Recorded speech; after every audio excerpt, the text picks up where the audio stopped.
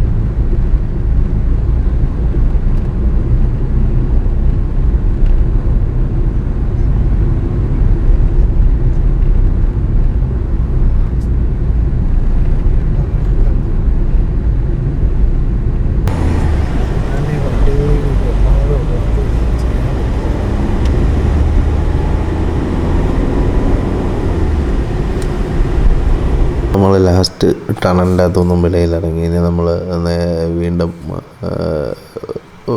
സാധാ വഴിയിലേക്ക് ഇറങ്ങി, നമ്മൾ ഹൈവേയിലേക്ക് ഇറങ്ങി വീണ്ടും യാത്ര ചെയ്യുകയാണ്.